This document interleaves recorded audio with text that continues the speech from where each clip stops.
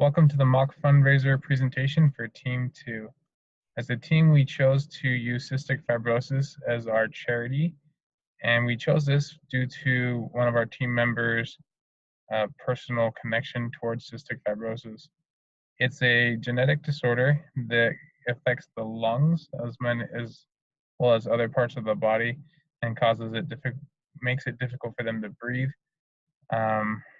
As a group, we've raised $7,542, which is actually past our goal of $7,500, and we plan on continuing our fundraising for this great foundation. Next, we'll have Desi tell us a little bit of our strategy on how we raised our money. Hi, everybody. My name is Rhett. So I'm going to talk about how we raise money for the mock fundraising exercise. So as a team, we got together, found a charity and said, okay, let's go out and make as much money as possible. And we didn't really have a set plan. We knew that we would, most likely be sending emails, cold calling, any way that we could possibly make money. So that was our plan. Just go out and do any means you can to get it. And the way that I did it, they're on the Cystic Fibrosis website. They had a pre-made email, and I just go in and customize it to make it personal. And if I didn't know them, it would just be more of a generic, but still somewhat personal. And if I didn't know the person, have their phone number, I'd give them a call and say, hey, we're doing a fundraising for cystic fibrosis for the University of Utah. If you can donate $10 to $20, it'd be greatly appreciated. And people my age, they're willing to donate. They're like, oh, that's awesome. Yeah, we'll give you, 10, 20 bucks. And oftentimes people that were older, 40s, 50s, they'd say, yeah, we'll donate. And they ended up donating like $100, $200. So that was pretty cool. So the amount that we got was based off of how old the person was or where they worked. So that played a lot in how much money that we received. And I also got an email approved at my job. I went to the CEO and got it approved and sent it out through that network and got quite a few donations that way. But mostly friends, family, word of mouth, and emailing. So that's the way I got it. I'm going to pass the time on to Cade and Desi, and they'll let you know how they raise the money. So in my experience of raising funds for the Great Strides for Cystic Fibrosis Foundation, I started out the same as the rest of our team by sharing our team's fundraising link via Facebook and Twitter and other social media outlets. But after a couple of days, I didn't see really the results that we were hoping to get. So I thought that maybe approaching people face to face that I knew and had a trusting personal relationship would maybe render a more positive result. I talked with my bosses, some coworkers, family members, friends, you name it. Even an owner at a local restaurant was able to donate. Most everyone was pretty generous. They were all able to help out our team, help us get the funds raised that we had set the goal for. I looked at it similar to how we've taken the approach of our startup project. A pivot was needed, so we changed the way we were doing things. I felt like everybody on our team had a different personality, a different strength maybe, so we all kind of did it in our own way, all using that same platform just on the Great Strides website, and it worked out really well for us. We were able to hit our goal. I think, like I said, having different types of people is something that helped us out. One thing that kept proving itself true for me was the value in the relationships and in personal and professional networking. That was something that proved true no matter the route that we took to raise the funds.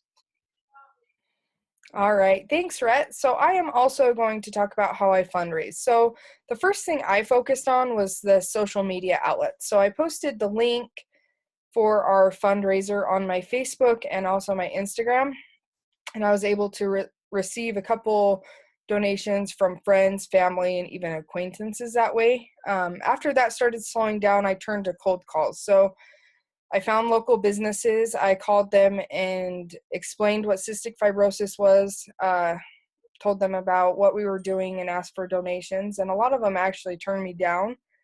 I think had I gone in there personally, I would have maybe been able to get more donations just because it's different in person than it is over the phone. And then lastly, I did the auto-generated emails, sent those out to a lot of friends and family, and was able to receive a lot of donations that way. So those are the ways I fundraised, and I think our group did a great job at going through all sorts of different channels to raise money. All right, I'll turn the time over to Chandler. Thank you, Desi. We learned several valuable lessons through this assignment that are going to benefit us in our future entrepreneurial endeavors as we approach investors or others for charitable donations. In our efforts to raise money for cystic fibrosis, we learned that more often than not, it's pretty easy for companies to say no or turn us around. So therefore, we looked for a more tactical approach, way that made a lasting impact on them, which was previously explained by Rhett and Desi on how we did so. And having a personal connection with companies enhance our probability of getting donations from them. Therefore, we approached companies of our employment or employment of our friends and family, or even our friends and families with our requests. We learned that it was beneficial to perfect our pitch and our email script before sending it out and making contact to potential donors, because it was important to leave a positive first impression on them. And lastly, in terms of our friends and family, we found the most success in this area due to the fact they could trust us and knew exactly where their money was going. This project really gave us a good idea of how entrepreneurial fundraising works and the reality of it. We learned very quickly that it isn't easy. It took us a lot of strategic planning as well as really good communication skills within our group and being really organized. We also learned the importance of time and that it just takes time to receive the funding necessary. Another thing that we learned how to do and we learned the benefits of was crowdfunding. It was very beneficial for our group to have a platform online and to receive funds from the public in that way. We were able to see how professional a platform is and how trusting it was.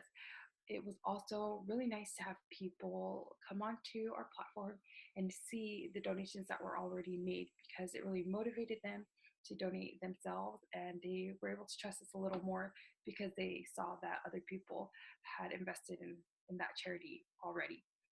We really like the idea of this project because we know that a lot of people were really excited or felt good about donating to a charity because it is going to a good cause.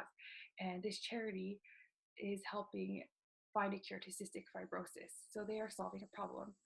This is very similar to all startups or to funding a startup, because usually the startup is creating a product or service that is solving a problem as well.